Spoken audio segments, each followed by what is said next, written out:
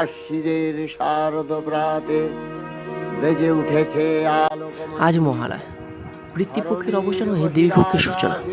শাস্ত্র অনুসারে মহালয়া বা ষড়বৃত্তি অমাবস্যা হল প্রয়াত পিতৃপুরুষদের উদ্দেশ্যে তর্পণ করার দিন। তর্পণ কি শুধু মহালয়াতে করতে হয়? আসুন আমরা চিনে নেব। মহালয়া দিন যে একমাত্র তর্পণ করতে হয় এমন কোনো নিয়ম নেই। সূর্য যখন কন্যা রাশিতে যান, পিতৃপক্ষের শুরু থেকে মহালয়া পর্যন্ত এই 15 দিন ধরেই তর্পণ করা যায়।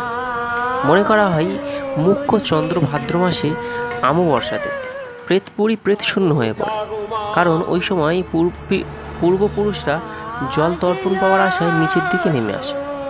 তাই এই 15 দিন হিসাবে মহালয়ার বিশেষ তাৎপর্য রয়েছে। কীভাবে তর্পণ করবেন? আশ্বিনী মাসে কৃষ্ণপক্ষ জুড়ে চলে পিতৃপক্ষের এই 15 দিন। পূর্বপুরুষদের উদ্দেশ্যে তর্পণ করার উদ্দেশ্যের মহত্ব আছে।